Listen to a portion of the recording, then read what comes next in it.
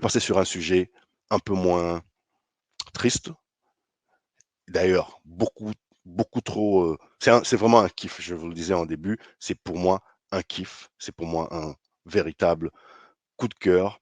C'est le forum économique qui me voit moi qui à Congo, entendez richesse du Congo, il y a qui s'est déroulé très récemment là, dans la province,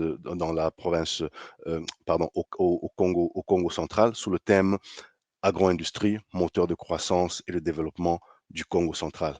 Il s'est tenu dans la très belle ville et très verte ville, comme vous pouvez le voir, de Kisantu. Je vais juste l'agrandir un petit moment pour que vous voyez, parce que moi j'ai été bluffé par cette image. Et chaque fois que je regarde la nature, les paysages, la verdure de mon pays, je me dis, mais mon Dieu, on a un si beau pays. Donc voilà, juste pour vous mettre un peu dans l'ambiance, c'est dans un tel cadre, au Mbuela Lodge, que ce forum économique s'est tenu dans cette ville de Kisantu, qui est une ville historique. Alors, en suivant le forum économique, moi, j'ai découvert des choses et je vous ai même ressorti quelques détails qui ne sont pas anodins. Moi, je ne les connaissais pas. Kudos à vous, bravo si vous les connaissiez. Et parlons-en d'ailleurs, dites-moi si vous le savez ou pas. Par exemple, c'est une ville qui a une importance, la ville de Kisantu, la cité de Kisantu a une importance assez historique, spéciale dans l'histoire de notre pays, la RDC. Par exemple, c'est là qu'a été créée l'université de Lovanium, le premier campus, la première université de Lovanium, c'était à Kisantu. Je ne le savais pas. C'est par exemple là qu'ont été composés nos deux hymnes nationaux par le père Boka.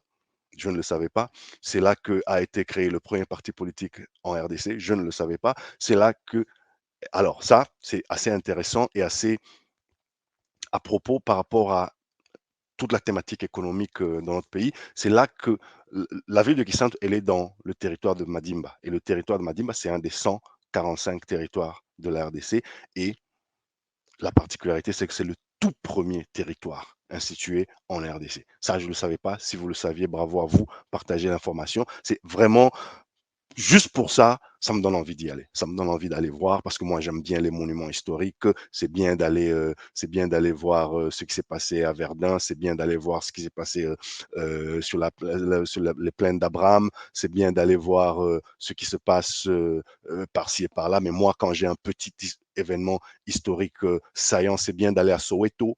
C'est bien d'aller à tous ces sites mythiques et historiques. Mais moi, quand j'ai un petit fait saillant de l'histoire de mon pays comme ça, que je ne connaissais pas, je me dis, non, non, non, je pense que prochainement, quand j'ai un peu de temps, en plus c'est beau, hein, en plus c'est beau, quand j'ai un peu de temps, je sais que l'infrastructure, ça reste un peu problématique chez moi, mais bon, ça s'organise, un petit séjour là-bas, un petit voyage de quelques jours, juste pour découvrir mon pays sous un angle différent, loin des, loin de toute de tous les embouteillages et de toute la folie de Kinshasa et des autres grandes villes polluées de mon pays en ce moment.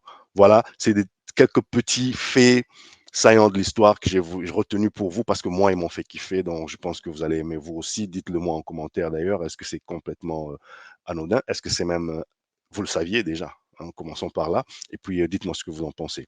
Alors, cet événement, ce forum économique, il a été structuré autour de 4 enjeux, les amis: les investissements, la production et la transformation agricole, l'énergie, ainsi que le tourisme et la culture. C'est 4 piliers essentiels du développement: investissement, production et transformation agricole, énergie, et le quatrième, c'est le tourisme et la culture, avec un panel très riche et édifiant pour chacun de ces enjeux. Il y avait environ 300 participants provenant de divers horizons, des stands d'exposition de produits congolais très intéressants qui ne demandent qu'à être soutenus et promus. Regardez, particulièrement, j'ai regardé beaucoup d'expositions sur Top Congo, sur la chaîne YouTube de Top Congo, et j'ai vu des produits, j'ai vu des parfums faits sur base de plantes congolaises. C'était très intéressant.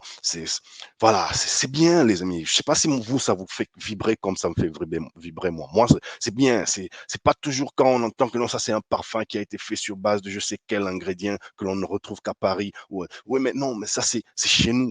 J'ai jamais mis les pieds dans ce coin-là de mon pays, mais quand j'entends ça, ça me fait juste vibrer. Ça me fait kiffer grave, les amis. Et, et j'arrive à, je suis en train de réunir toute cette exaltation humaine et voir dans quelle mesure la canaliser sur le plan professionnel, dans la BizTech surtout, parce que voilà, je ne suis quand même pas omniscient et j'essaie de me limiter dans les domaines où ma voix pourrait porter ou compter, et donc dans la BizTech, mais on est vraiment en plein au cœur de la BizTech ici. Donc voilà, des stands, des expositions, le commerce, avec à la clé quelques recommandations très intéressantes, les amis, notamment par exemple sur les PME, PMI et les investissements. On a parlé en termes de recommandations, redynamiser le climat des affaires. Évidemment, le pays en a besoin vraiment partout, le redynamiser et implanter les guichets uniques de création d'entreprises ainsi que vulgariser certains textes légaux relatifs au climat des affaires. À ce sujet, les amis, moi j'ai juste un petit coup de gueule à donner ici, en parti pris. Ça fait 7 ans que le guichet unique existe, je pense, 2015, si ma mémoire ne me trahit pas. Ça fait 7 ans qu'il existe à Kinshasa, juste à côté là-bas. Il n'est tout simplement plus acceptable que des institutions à caractère national et à vocation critique pour le développement de mon pays. Il est tout à fait inacceptable que de pareilles institutions continuent à exister pendant aussi longtemps avec une concentration uniquement sur Kinshasa. Il est temps que l'on ait une politique nationale qui fasse que ces institutions, comme le guichet unique, mais il y en a des dizaines d'autres, soient installées partout dans le territoire. Progressivement, si on doit le faire, mais que ce ne soit pas une affaire où, voilà, c'est facultatif, on verra, commençons d'abord. C'est une discrimination inexcusable, à mon avis. Je ne suis pas d'avis qu'il faut en finir avec ces projets pilotes nationaux qui commencent parfois par Kin, en promettant, voilà, monts et merveilles. Moi, je suis totalement d'avis qu'il faut en finir. Vous savez, il y a toujours des projets. Kin, c'est plus pratique. C'est peut-être l'administration qui est là-bas. C'est peut-être un grand centre de population. Il y a mille et une raisons pourquoi Kin devrait parfois se justifier pour commencer une certaine initiative à caractère national. Ce que je dénonce ici, c'est qu'il y a beaucoup de choses qui commencent à Kin et puis on ne voit jamais la suite, ou on la voit après 10 ans. Alors que quand ça a commencé, on a promis monts et merveilles, disant que non, ça sera Kin, c'est juste un pilote parce que toutes les facilités sont à côté à Kinshasa. Et puis juste après, on va aller dans telle province, dans telle province. Et même on va aller dans telle province, dans telle province. Pensez à l'aspect discriminatoire sur quels critères on va choisir les provinces. Quand on est un pays qui a 26 provinces, 145 territoires. Quand on veut, c'est aussi ça la décentralisation. Quand on veut avoir une politique orienté vers la décentralisation, eh ben, soit on ne fait rien sans que ce soit fait dans les 26 provinces, qui est au moins une représentation valable dans chacune des 26 provinces, même si ça marche un peu moins bien là-bas parce que le courant en ce moment c'est un peu compliqué là-bas, parce qu'il y a certaines choses qui momentanément viendront encore de Kin, soit, mais au moins ça visibilise ces institutions dans les provinces aussi, chez les autres Congolais. Parce que si on me dit que depuis 7 ans, bientôt 8 ans, je pense, le guichet unique de création d'entreprise existe à Kinshasa, vous imaginez que pour l'entrepreneur moyen du Congo central, qui lui ne l'a jamais vu, qui va le voir maintenant, et bravo pour ça. Bravo parce que le guichet unique, c'est parmi les recommandations et je pense que c'est parmi les décisions. Mais pensez à ce qui se passait sur les 7 ans passés. Donc, j'étais à Boma, j'étais à Matadi, j'étais à Mwanda, j'étais à Banana. Donc moi, mon réflexe quand je voulais ouvrir une entreprise, c'est d'envoyer la paperasse ou de faire le voyage sur Kinshasa. C'est juste pas normal. Pourquoi, pourquoi l'habitant de Lingwala, où se trouve le guichet unique, lui, enfin c'est Lingwala ou à Gombe. Bon, frère, je pense que techniquement c'est la Gombe. Hein. Je sais pas, corrigez-moi. Mais je vois où ça se trouve. Je crois que c'est l'avenue de la Science. Science ou enfin, je sais plus. Mais bon, bref, c'est juste quelque part là, juste après le rail de Lingwala, quelque part là, j'oublie le nom de l'avenue là, derrière l'Académie des Beaux-Arts. Pourquoi, si j'habite là-bas, je serais plus privilégié, plus congolais que celui qui, lui, habite à Boma? Pourquoi? Donc voilà, ça c'est des petites discriminations, c'est même des grandes discriminations qu'il faut corriger. Et je suis content qu'il y ait eu une recommandation dans ce sens, où on fait les choses partout en RDC, ou alors on a des pôles pilotes, parce que partout ça se fait. Hein, il y a des, c'est pas, peut-être c'est pas pratique d'avoir 26 représentations d'une institution tout le temps, Mais au moins qu'il y ait un pôle, pôle sud, pôle est, bref, qu'il y ait quand même des pôles assez, mais que l'idée que ce soit, que l'esprit soit que ces organismes, ces institutions, ces outils, ces piliers aillent jusqu'au fin fond du pays. Ça va aussi contribuer à la cohésion nationale. Surtout en ce moment où on a des partis, on a des pans entiers du pays qui sont en train de nous être grignotés, si on y prend garde, que l'on essaye, ne fût-ce que de retenir, de conserver notre unité nationale à travers nos institutions qui sont présentes et qui marchent partout, que ce soit les institutions socio-politiques, mais aussi les institutions économiques, parce que les humains, au quotidien, je sais que le peuple congolais est très politisé et il a des affinités très politiques, pour ne pas dire politico-ethniques, pour ne pas dire politico-tribales, mais au quotidien, c'est le social. C'est le social. Je vous ai fait un numéro il y a quelque temps, vous pouvez le retrouver, où je disais que comment on va convaincre aux commerçants d'Ouvira que pour lui, il doit regarder plus vers la RDC que vers Bujumbura, de l'autre côté du lac Tanganyika. C'est en lui donnant des raisons de le faire. Hormis le fait que oui, tu es congolais. Oui, mais pourquoi je devrais le faire? Le commerçant de Beni, pourquoi il a le réflexe d'aller importer sa marchandise en Ouganda, plutôt que de regarder les filières congolaises? Ah tiens, les filières congolaises, il n'y en a pas. C'est pour ça. Voilà, il va te dire ça. Il n'y en a pas. Et quand elles existent, le temps qu'elles arrivent chez moi, ça coûte tellement cher. Écoute, je n'ai pas à me prendre la tête. Moi, je suis pas. C'est ce qu'ils vont te dire. Le discours, c'est moi, je ne suis pas politicien. Écoutez, réparez votre pays, faites ce que vous avez à faire. Moi, j'ai du commerce à faire, j'ai une marge à gagner, j'ai du bénéfice à faire. La marchandise dont nous parlons ici, elle vient de l'Ouganda parce qu'elle vient de quelque part du Japon, de la Chine, de Dubaï, et elle m'arrive à moins cher, à meilleure qualité que celle qui vient de la côté du côté RDC. Donc, on a des populations qui sont, par exemple, pour prendre simplement l'exemple de nos populations dans la partie de mon pays qui est la plus, la plus en conflit, la plus sujette à des convoitises extérieures de balkanisation, etc. Cette population a déjà, dans son quotidien, elle est en train de faire un virage, elle est en train de se tourner vers l'Afrique de l'Est. Une fois qu'on a balkanisé économiquement, ben, les gens ils se soucient d'abord de ce qu'ils vont manger. Une fois que ça devient plus facile d'aller acheter mon seau de farine de l'autre côté de la frontière que dans mon propre pays, ben, la balkanisation, elle est déjà là. Voyez-vous? Donc, moi, je dis, ça a l'air de rien, mais quand j'ai écouté cette petite réalisation du guichet unique, cette petite recommandation, parce que ça n'est pas, les faits ne sont pas encore là, je me dis, non, il faut qu'on se révolte face à des choses comme ça. Il faut qu'il le fasse, mais alors très vite. Il faut qu'il le fasse très vite. On a besoin maintenant, plus que jamais, d'une unité, d'une cohésion nationale dans ce pays-là. Sinon, on va se laisser déchiqueter comme des imbéciles.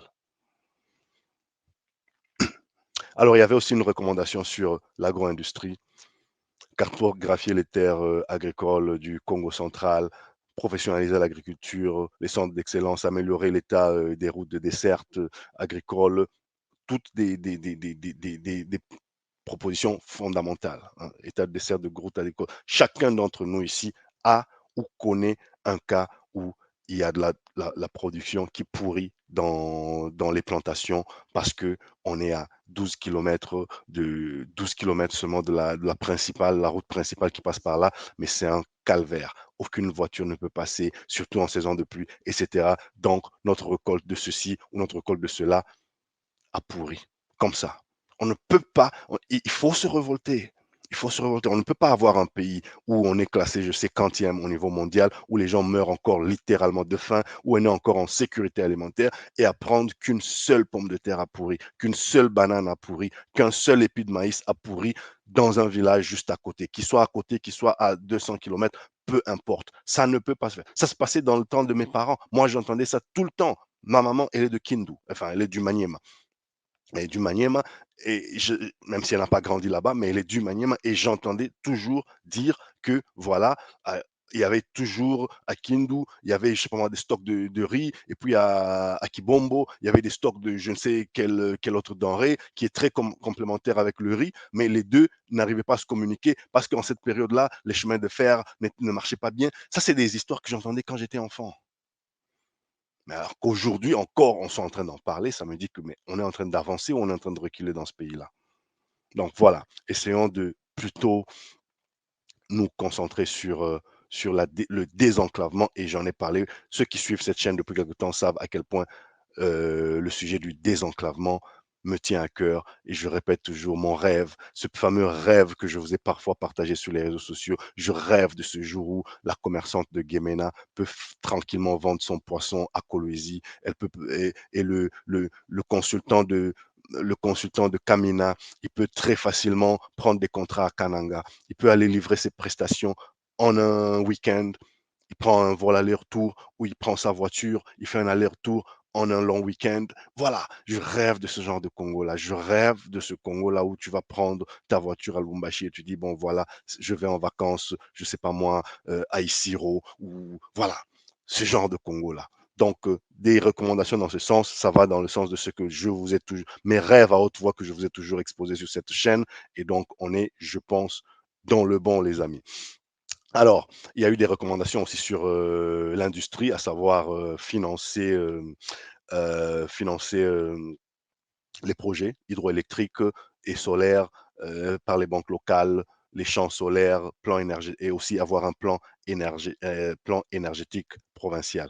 C'est des très beaux projets que je souhaite voir, que je vous souhaite voir mis en œuvre, parce que voilà, notre pays, on en a quand même vu d'autres, hein, de, de discours, en termes de ce qu'on veut faire, en termes de déclaration, même pas des professions de foi, mais plutôt des déclarations d'intention. On en a vu beaucoup, mais vous sentez qu'il y a de la substance. Vous sentez que, je ne sais pas si comme moi, vous sentez qu'il y a quelque chose qui est en train de se passer dans mon pays. Je ne sais pas, permettez-moi de vous dire, je ne sais pas si comme moi, vous sentez qu'il y a quelque chose qui est en train de se passer dans mon pays. J'ai entendu des discours, j'ai entendu du blabla dans mon pays, mais tout commence par un discours, même dans les pays les plus développés. Tout commence par un plan, une conceptualisation, même pas encore un discours. Quand on en parle, c'est qu'on a déjà conceptualisé. Là, on vient vulgariser. Donc, ne comptez pas sur moi pour vous dire non, non, non, plus de discours, non, il faut plus parler. Non, non, non. La parole, tout a été créé par la parole. Donc, moi, je dis bravo, courage à ce genre d'initiative. Il y a eu enfin une recommandation sur le tourisme et la culture. En gros, il s'agissait de valoriser et rentabiliser le patrimoine touristique du coin. Voilà, c'était un peu ça. Parce que souvent, les touristes, c'est eux qui recommandent les destinations.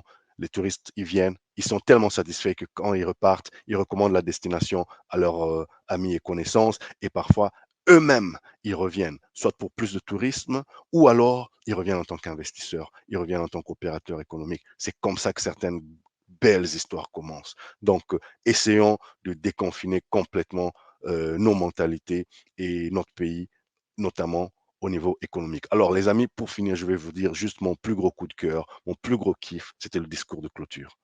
Discours magistral. Moi, je l'ai trouvé magistral. Je vous le recommande. Il est sur tous les médias que vous pouvez chercher.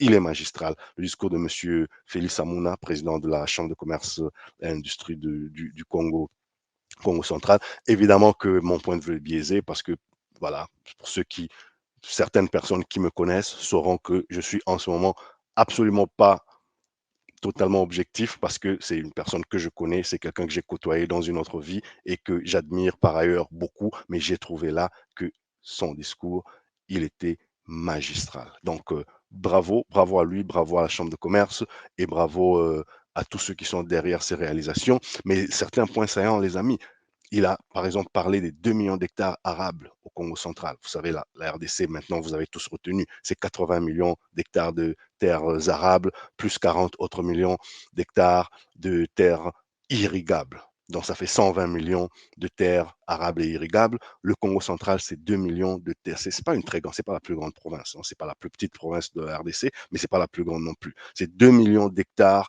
de terres arables, mais qui, tenez-vous bien, ne sont exploités qu'à 10%. Vous avez 2 millions de potentiel que vous n'exploitez qu'à 10%. À l'heure où l'agriculture est au cœur des défis de ce siècle, c'est inacceptable. Il faut donc des investissements. Il faut de l'accompagnement. Il a aussi proposé qu'il accompagne les plus hautes autorités en commençant par le chef de l'État.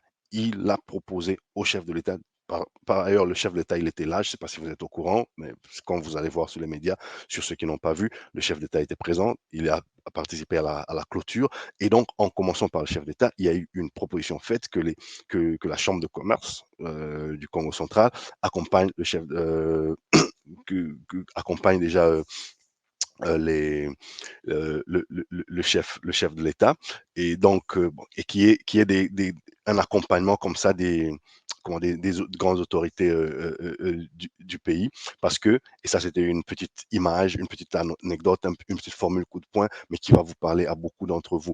Les entrepreneurs congolais, c'est un peu comme des enfants qui mangent dans la cuisine. Vous voyez l'idée? Je sais pas, peut-être que si vous êtes en Occident, si vous avez passé toute votre vie en Occident, vous vous dites, ben alors, et puis quoi, manger à la cuisine, qu'est-ce qu'il y a de mal à manger à la cuisine? Non, non, non. En Afrique, les enfants de la maison ne mangent pas à la cuisine. En tout cas, moi, quand je grandissais, et dans beaucoup de foyers encore aujourd'hui, les enfants de la maison ne mangent pas dans la cuisine. La cuisine, c'est les domestiques, à la limite, les tontons, les cousins un peu lointains, là, qui, de toute façon, eux, ils repartent au village tout de suite là. Nous, les enfants de la maison, on mangeait au salon, à la salle à manger avec papa, avec maman. Voyez-vous? Donc, l'idée, l'image, la formule coup de poing ici, c'était les visiteurs, ils mangent à la cuisine, alors que les tontons, les cousins lointains, là, eux, ils sont à la grande table, ils se servent. C'est un peu l'image qui a retenu mon attention, qui m'a vraiment captivé sur ce discours. La moralité, c'est qu'il faut ramener les entrepreneurs congolais à la table. Les entrepreneurs congolais sont chez eux. Aujourd'hui, ils sont exclus des marchés publics, alors que la loi exige que 40% des marchés publics soient réservés aux entrepreneurs congolais. Ça a été très bien dit par Monsieur Samona Feli, Monsieur Feli. Je vous salue si vous m'entendez. Et c'était absolument, d'ailleurs, je ne sais même pas pourquoi je le vous vois ici, parce que c'est peut-être une voix officielle, mais c'est un mec, c'est un grand frère, c'est un vieux, super sympa et très inspirant. Merci beaucoup et bravo Feli. Alors, il faut mettre fin à ce cynisme, moi je dis, en finir avec ces administrateurs qui se croient ou qui sont devenus plus forts que l'État. Parce que comme je le disais sur le sujet précédent, les lois, les textes, ils existent, mais il y a des humains qui bloquent la machine, parce que ça a toujours été comme ça. Et moi je dis, il y en a marre. Ça commence vraiment à m'ulcérer que certaines personnes croient qu'ils peuvent, à eux tout seuls, bloquer une loi. On dit que c'est 40% pour les marchés locaux. Eux, ils continuent à faire comme si de rien n'était. On dit que c'est ceci. Et ça n'est pas seulement le président de la République, c'est la parole du président de la République coulée sous forme de loi. Donc, ils sont tenus à observer la loi, ces gens-là. Mais pour qui ils se prennent? Pour qui ils se prennent? Le président, ben, il a sa vision. Il veut créer des milliardaires congolais. Qu'est-ce qu'il fait pour faciliter ça? Il dit il fait ceci. Il y a la RSP qui n'existait pas avant, qui est efficace aujourd'hui. Ben, ça fait partie, ça rentre dans son bilan qu'on veuille ou pas. Donc, on ne peut pas dire que rien n'est fait. Mais est-ce qu'on ne peut pas mettre en marche déjà le peu déjà qui est déjà fait pour que des humains arrêtent de faire le gros dos et de dire, nous, on ne va pas faciliter cette réforme. Peut-être que vous serez légitime si vous me disiez aujourd'hui que pas suffisamment de réformes n'ont été faites dans notre pays. Peut-être que vous avez raison, vous avez même certainement raison, mais celles qui sont déjà faites, celles sur lesquelles on a déjà des entités créées comme l'autorité de régulation de la sous-traitance dans le secteur privé, pourquoi chaque lettre de ces lois-là ne sont pas mises en place? Tout ça parce qu'il y a des gens qui, eux, faisaient différemment avant et qui ils jouent encore la montre, ils font le gros dos. Mais ils se prennent pour qui? Il faut les dégager. Donc voilà, moi, je suis très content quand j'entends ça et vraiment, c'est très bien. Alors, le plan de balkanisation, les amis, le plan de balkanisation, il commence à révéler la balkanisation économique. La balkanisation physique, elle se voit maintenant sous forme de la balkanisation économique. C'est pas moi, c'est M. Samona qui le disait. Et c'est tellement vrai. Je suis à 200% d'accord. Parce que des pans entiers de l'économie nationale ne sont pas ou ne sont plus entre les mains des entrepreneurs locaux. Et ça doit changer. Ça doit absolument changer. Chacun qui a le pouvoir de changer cette situation doit le faire. Encore une fois, ça n'est pas de la xénophobie. J'aime les étrangers, mais je préfère quand même les Congolais. Pardon si ça ne fait pas politiquement correct, c'est ma position. Et je sais que c'est la position de beaucoup de Congolais et très peu de gens qui ont visité mon pays vont l'accuser de ne pas être hospitalier. On a été hospitalier même à nos dépens, contre le bon sens. Donc aujourd'hui, un peu de nationalisme bien pesé, bien calibré ne nous ferait pas du mal.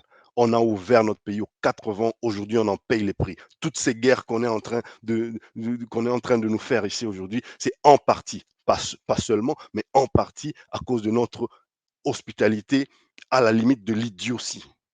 Donc, il est quand même grand temps qu'en tant que Congo, on connaisse quand même quelles sont les frontières, quels sont les verrous à activer à un moment pour que les enfants du pays se retrouvent. Et puis, à un moment, on peut ouvrir pour dire, ah, on a des lacunes ici, ah, on a des opportunités là, on a des vacances, des postes vacants ici, on a des secteurs que nous n'occupons pas nous-mêmes très bien parce que nous n'avons pas les compétences encore, on est en train de les développer ou parce que, bon, voilà, les Congolais ne sont pas encore intéressés ou ne sont plus intéressés à ce genre d'activité-là, mais on constate qu'il y a tel peuple, on constate qu'il y a d'autres gens qui, eux, y prennent beaucoup de plaisir ou ils tirent du profit. Voilà, on va faire aussi notre immigration choisie à un moment, que ce soit économique ou sociale.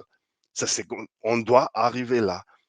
Ça sonne encore comme des formules peut-être très lointaines et très creuses aujourd'hui, mais moi je vous dis, on va y arriver. Mark my words, comme je suis en train de, comme on dit, comme disent les anglophones, mark my words. Prenons date les amis, c'est en train de venir et ça va venir. On doit contrôler notre pays, y compris qui entre, qui sort. Pas seulement physiquement, mais quelles idées entrent, quelles idées sortent, quelles idéologies entrent, quelles idéologies sortent, quel business rentre, quel business sortent. C'est notre pays après tout. Donc voilà, je conclus sur les grandes initiatives que M. Samouna et sa chambre de commerce, la chambre de commerce internationale du Congo central, ont fait en termes de recommandations pour clôturer l'événement. Premièrement, l'instauration d'une rencontre annuelle avec avec le premier des Congolais, qui est le président de la République en personne, pour échanger. C'est tout à fait légitime, c'est leur papa, c'est leur chef, c'est le président, c'est le chef de nous tous. Donc, dans ce que tu fais, si tu as l'occasion d'avoir une rencontre annuelle avec le président de la République, ben, c'est ton papa. Ben voilà. Moi, je ne vais pas t'empêcher d'aller parler à ton papa. Deuxièmement, participer au voyage du président de la République pour rencontrer les investisseurs du monde entier. On le voit partout. Quand M. Macron il voyage, il n'est pas seul. Quand M. Biden il voyage, il n'est pas seul. Derrière, c'est des gros contrats pour les Français qui se signent. Je sais que le président de la République démocratique du Congo, il ne voyage jamais seul, mais je pense qu'il est temps que l'on commence aussi à un peu, comment dirais-je, rationaliser et rendre beaucoup plus efficaces même les délégations là. Hein. Il faut qu'il y ait de la sécurité, il faut qu'il y ait des conseillers, il faut qu'il y ait des ceci, il faut qu'il y ait cela. Mais franchement, les accompagnateurs, juste accompagnateurs de selfie, je pense que c'est bon. On en a eu quand même assez maintenant. C'est bon, on a vu. Donc maintenant, j'aimerais savoir que mon président, quand il voyage, il a dans sa suite 200 hommes d'affaires congolais, chacun avec un pré-contrat en main, certains avec des contrats, d'autres avec, voilà, il est en train d'aller parler business. Quand il va au Royaume-Uni, il va au Canada, il va en Allemagne, il va en Chine, il a une armée d'entrepreneurs congolais qui sont en train d'aller signer des MOU, qui sont en train d'aller mettre en place des vrais accords commerciaux. Ben, c'est ça. Je veux voir ça. Ça rentre dans ce que je vous dis toujours ici comme étant le Congo de mes rêves, le Congo que je souhaite voir de mon vivant. C'est ça, c'est ce genre de choses-là. Et bravo à ceux qui font que ce soit déjà une réalité. Donc, et maintenant, donnons un peu de temps au temps parce que les résultats ne devront plus tarder, les amis. Dites-moi d'ailleurs si vous êtes vous êtes d'accord avec tout ce que je dis. Merci beaucoup, Martin. Merci beaucoup. Merci. Martin dit merci, c'est profond. Merci beaucoup pour ton commentaire, Martin. Ça me va droit au cœur. Commentez, euh, envoyez-moi un petit like. Voilà, encouragez ce travail. Et puis, excellez dans ce que vous faites. Si vous pouvez vous inspirer de ce que je fais ou de ce que je dis ou d'un point que j'ai touché, même très brièvement ou que j'ai simplement effleuré, mais qui vous parle à vous plus que même il ne m'a parlé à moi quand je l'ai effleuré, eh ben prenez, c'est à vous. Prenez, développez, allez faire la différence dans votre industrie, allez exceller demain lundi au boulot, allez exceller dans vos engagements dans la semaine qui commence. Et voilà. Donc voilà, je vais être en train d'atterrir les amis. Il y a aussi une autre proposition, c'était la création d'une banque d'investissement. Je pense que cette discussion elle est en train vraiment de prendre en maturité pour mieux financer les projets de développement, évidemment. j'ai bien compris que si j'ai bien compris, c'est une discussion qui est en cours, qui est en train de se matérialiser déjà. Euh, En plus du fonds de garantie pour les entrepreneurs, le FOGEC, que certains d'entre vous connaissent déjà. Donc oui, la RDC a besoin d'une banque d'investissement. J'en avais fait mention pour ceux qui avaient suivi mon dernier passage sur Télé 50. C'est une interview qui se trouve sur ma chaîne. Allez dans les playlists, regardez Dr. JP Moukat dans les médias. Il y a quelques interventions médiatiques, celle sur Télé 50 où j'étais invité spécial sur Télé 50. J'ai parlé de cette banque d'investissement. Et c'était dans un cadre plutôt diaspora, mais j'en ai parlé. Je vous recommande vivement cette interview-là. Et d'ailleurs, commentez, dites-moi ce que vous en pensez. Et enfin, il y avait la création d'une zone économique spéciale au Congo central qu'ils ont décidé d'appeler Kimvwama. Je vais suivre cela de près, surtout quand on connaît l'importance des zones économiques spéciales dans le développement du commerce international. On va y revenir. D'ailleurs, ça fait un bout de temps que je me suis promis de vous préparer un numéro spécial sur les S, les zones économiques spéciales. J'ai commencé à y travailler quand je vous ai fait un numéro sur le port en eau profonde. Rappelez-vous, dans ma rubrique comprendre comprendre en 5 questions. De temps en temps, je vous fais un numéro beaucoup plus éducatif où je rentre dans des aspects un peu théoriques pour permettre à celui qui ne savait pas de comprendre et celui qui en savait un peu d'améliorer ses connaissances sur un sujet précis. À l'occasion, je parlais à l'époque, il y a quelques mois, je parlais du port en eau profonde. C'était quand on venait de poser la première pierre au port en eau profonde de Banana. Donc, j'ai un peu épilogué dessus. J'ai fait un numéro intéressant. Moi, je le trouve et j'ai reçu beaucoup de commentaires. Si vous ne l'avez pas encore regardé, regardez dans la catégorie comprendre en 5 questions sur ma chaîne parce que les contenus sont catégorisés. Regardez dans les playlists, comprendre en 5 questions. Je vous avais fait un beau numéro sur le port, ce qu'est un port en eau profonde.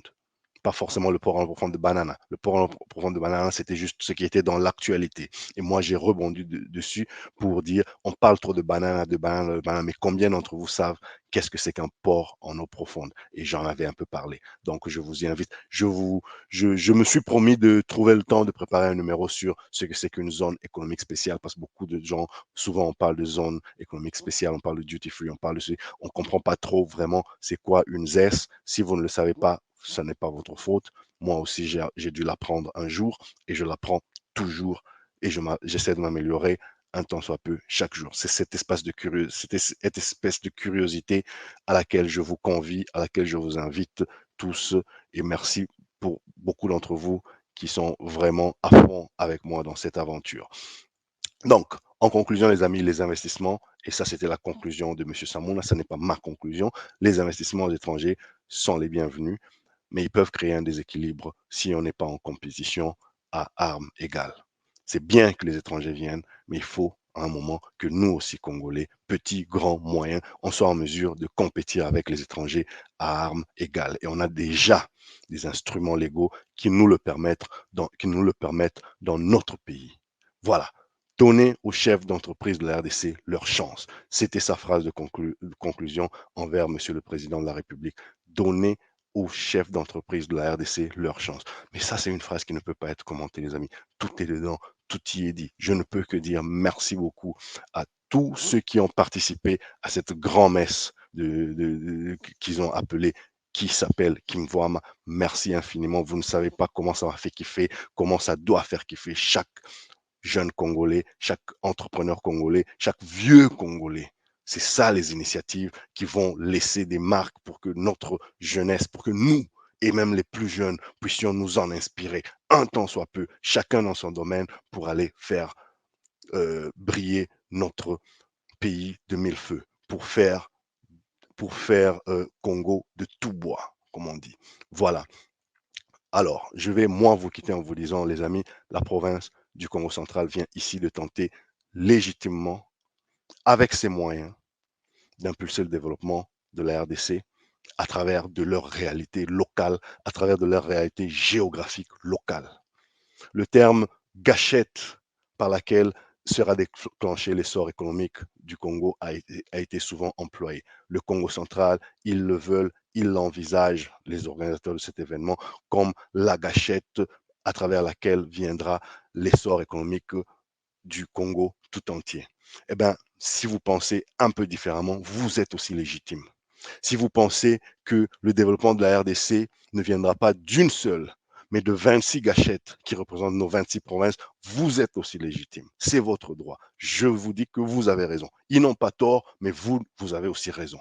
Donc voilà, allez-y. Si vous pensez que non, non, non, c'est pas 26 gâchettes, c'est 27 gâchettes parce qu'on doit aussi considérer la diaspora comme une entité presque provinciale de la RDC, même si en elle-même, elle est plurielle, mais on va considérer que non, il y aura plutôt 27 gâchettes parce que c'est 26 provinces plus la diaspora. Eh bien, vous aussi, vous avez raison. Si vous pensez que non, mais comment, soyons plus ambitieux, considérons qu'il y a plutôt 145 gâchettes qui représentent nos 145 territoires, vous savez quoi? Vous aussi, vous avez raison. Chacun d'entre nous, dans ses affirmations, a raison et légitime. Et donc, au travail, les amis, au travail là où vous êtes, au Congo central, dans d'autres provinces, dans la diaspora, à Kinshasa, au Katanga, à Kambove, partout où vous vous retrouvez, au travail, les amis, notre pays a besoin de nous là où nous sommes. Que vive la RDC, les amis, que vivent les entrepreneurs locaux. On est chez nous en RDC, les amis. On est chez nous ici, bon sang. Qu'on se l'approprie ce territoire, qu'on se l'approprie ce pays, il est le nôtre. Moi, c'est Dr JP Mouka. Je vous dis, essayons, les amis, un tant soit peu, d'éclairer les masses, les informer du progrès, les outiller pour la concurrence. Ne partez pas sans vous abonner, ne partez pas sans m'envoyer un petit like, ne partez pas sans commenter sur ce que vous pensez de ce sujet. Continuons sur les réseaux sociaux. Continuons en vrai pour ceux que j'ai la chance de rencontrer en vrai, en physique. Mais quoi qu'il en soit, que la discussion ne s'arrête pas, que la réflexion ne s'arrête pas et surtout que l'action ne s'arrête pas. Prenez soin de vous et des vôtres. Chap, chap.